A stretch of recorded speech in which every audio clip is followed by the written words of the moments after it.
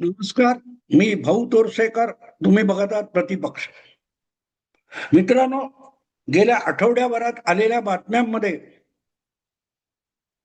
शरद पवार आणि अजितदादांचे दोन पुत्र जय पवार आणि पार्थ पवार यांच्याशी चर्चा विचार विनिमय झाल्याच्या बातम्या आलेल्या आहेत.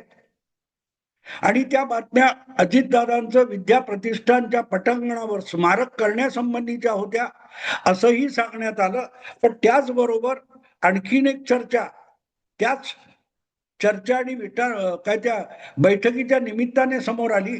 ती म्हणजे आगामी 2 महिन्यात ज्या राज्यसभेच्या द्वैवार्षिक निवडणुका महाराष्ट्रात होऊ घातलेल्या आहेत त्या संबंधीच्या बातम्या आहेत.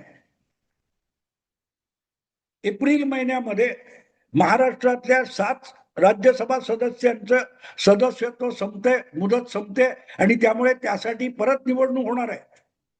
आणि त्याखेरीज उपमुख्यमंत्री झालेल्या सुनेत्रा पवार यांची मुदत 2028 पर्यंत असली तरी त्यांना 6 महिन्यामध्ये राज्यसभेचं सदस्यत्व सोडावं लागेल आणि महाराष्ट्राच्या विधानसभेत निवडून यावं लागेल आणि त्यामुळे आणखीन एक जागा मोकळी होते. आता विधानसभेचं गणित बघितलं तर त्यामध्ये अजितदादांचा पक्ष आहे त्याला स्वतःचा एक राज्यसभा सदस्य निवडून आणता येतो. आणि जर सुनेत्रा वहिनींनी राजीनामा दिला तर जी आणखीन एक जागा राष्ट्रवादीकडून मोकळी होणार आहे. त्यासाठी महायुतीच्या सगळ्या पक्षांनी एकमताने उभं राहायचं ठरवलं तर दुसरी फक्त 2 वर्षाच्या मुदतीची असलेली जागा सुद्धा अजितदादा गटाची किंवा राष्ट्रवादीची निवडून येऊ शकते. त्यामुळे ज्या 7 जागा निर्माण रिकाम्या होणार आहेत आणि 1-2 वर्षाच्या मुदतीची जागा मोकळी होणार आहे त्या जागा भरण्यासंबंधी आतापासून चर्चा सुरू झालेली आहे. या रिकाम्या होणाऱ्या जागांमध्ये राष्ट्रवादीचे पवार गटाचे 2 लोक आहेत. एक खुद्द शरद पवार आहेत आणि दुसऱ्या फौजिया खान आहेत. त्यामध्ये शरद पवारांना परत एकदा राज्यसभेवर जायचंय की नाही याविषयी अजून कुठलीही बातमी आली नसताना ती जागा पार्थ पवार घेणार की शरद पवार घेणार याविषयी चर्चा आहे. सुनेत्रा वहिनींची जी 2 वर्षाची मुदत शिल्लक राहते त्या जागी पार्थ पवारांनी जायचं की शरद पवारांनी जायचं याविषयीची चर्चा चालू आहे. ती कुटुंबात चालू आहे की पक्षात चालू आहे मला माहित नाही, पण ही चर्चा माध्यमातून का होते हा माझ्या समोर पडलेला प्रश्न आहे. तुम्हाला आठवत असेल तर ज्यावेळेला अजितदादा उपमुख्यमंत्री झाले आणि त्यानंतर ज्या राज्यसभेच्या निवडणुका 2024 मध्ये झाल्या होत्या त्यात 4 वर्ष मुदत शिल्लक असताना सुद्धा अजितदादांच्या वाट्याला आलेली जी एक जागा होती ती प्रफुल्ल पटेल यांनी लढवली होती. वास्तविक ते तेव्हा राज्यसभा सदस्य होते. 2022 मध्ये त्यांची निवड झालेली होती आणि त्यामुळे 2024 साली प्रफुल्ल पटेल यांच्या खात्यामध्ये 4 वर्ष शिल्लक होती तरीही त्यांनी दुसऱ्यांदा राज्यसभा निवडणूक लढवली आणि आधीची 4 वर्षाची मुदत असलेली जागा सोडून दिली.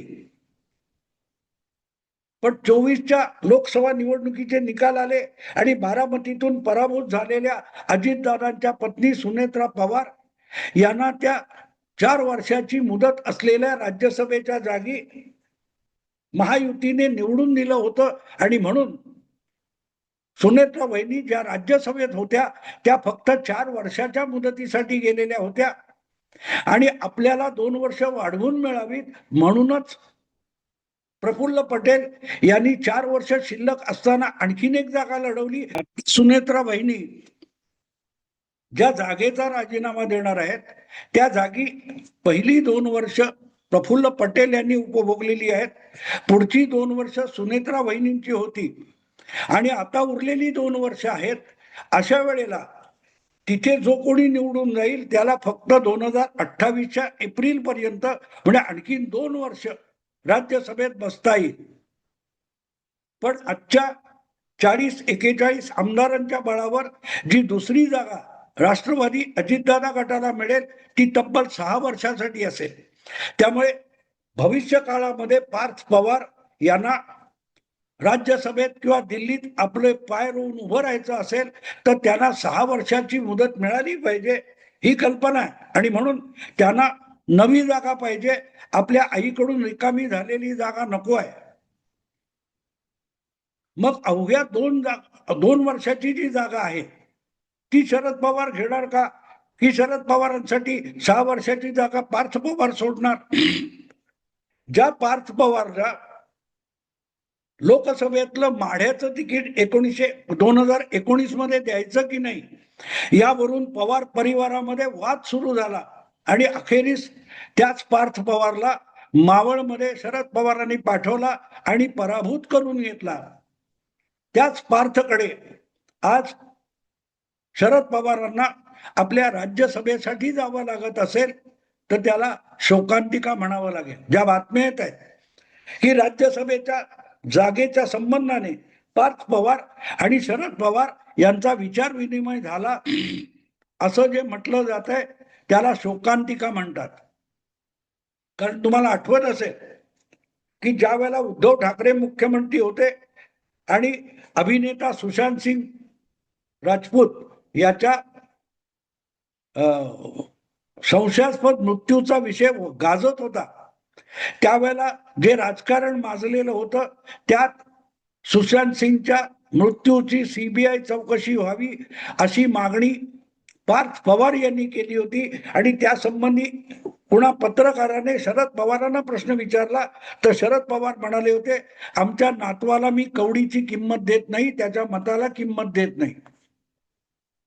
आज त्याच पार्थ पवार बरोबर पवारांना जर राज्यसभेच्या सदस्यत्वासाठी चर्चा आणि विचार विनिमय करावा लागत असेल तर त्याला शोकांतिका म्हणावं लागतं. अर्थात या संबंधी कुठली ना अजित गटाकडून किंवा शरद गटाकडून अधिकृत माहिती बाहेर आलेली नाही, पण ज्या बातम्या रंगवल्या जात आहेत त्या बातम्या खऱ्या आहेत खोट्या आहेत माहिती नाही, पण ती असतील तर ती शरद पवारांची शोकांतिका आहे. आणि नसेल तरीही अशा बातम्या येऊ शकतात. ही सुद्धा एकूणच पवारांच्या राजकीय प्रतिमेला काळीमा फासणं आहे, ती शोकांतिका आहे हे सांगणं भाग आहे. मित्रांनो, आता थांबतो. आवडलं लाईक करा, शेअर करा आणि प्रतिपक्षाला सबस्क्राईब करा. नमस्कार.